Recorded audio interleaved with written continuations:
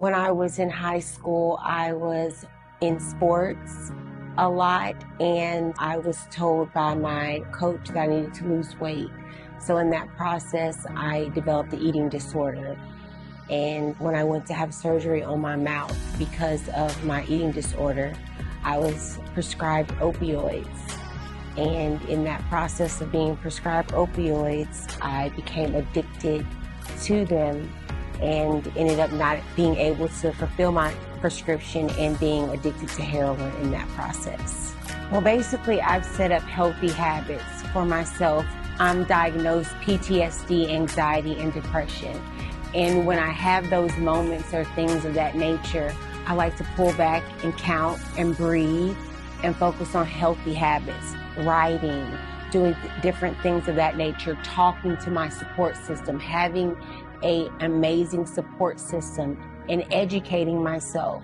I'm big on educating myself on my disease and what's it caused me, and to look forward to not being surrounded by things that can pull that demon back out, that can awaken the dragon, that I call it, and staying away from those things that could pull that out. Through our journey with Arielle, so many people told me, close the door, put her in jail, don't look back. You have other children to take care of. But that wasn't in me. That didn't happen to me, so it wasn't in me. So I opted for loving her to death. I opted for facing the drug dealers face on, and I loved her no matter what.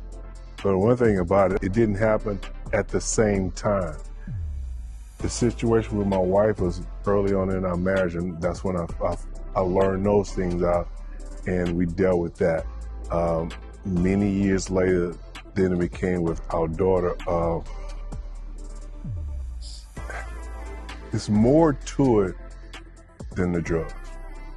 That's the biggest thing people got to realize, because it's easy to say my wife and my child is doing these drugs, throw them away. There's something that triggered it. That's the part you have to come to terms with. What triggered it? Where does this thinking, this philosophy comes from to do these things? And when I started digging, I found out it was deeper than what surface result was. You just got to be patient. You just got to accept there are things that you can't change, and you just got to deal with what you can't change. My daughter wasn't doing anything so bad that I had to throw her away. I was angry because I saw how it was affecting my wife, and that's the biggest thing. I saw how it was affecting her, and I had to support her, and I knew why she was supporting our daughter. But you just gotta be patient, and you just gotta be willing to love. Every day I come into contact with somebody who's struggling with something.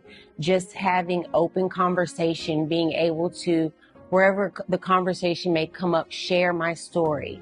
Not come out and just say, hey, I used to be a heroin addict, but at giving somebody that capability to open up about their story and then sharing mine. That's the number one thing. Like I said, educating ourselves on what this causes in our lives, and the backslide and the effect that it has on us physically and mentally.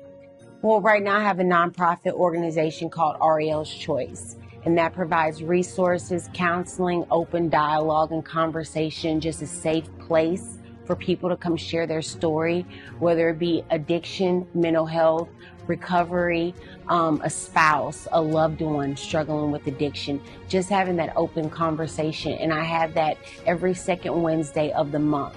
My words of encouragement to people that are struggling with addiction or mental health is just have sympathy and compassion upon yourselves. Take it day by day. Reach out to people that can help you, as CARP, Capital Area Recovery Program, people that are listening, that want to provide that stable environment for you. Take that chance and take that leap to do it, because it'll be the rest of your life that you'll be able to enjoy and have that capability to be who you really are meant to be. We're the Butlers, no judgment. Let's break the stigma.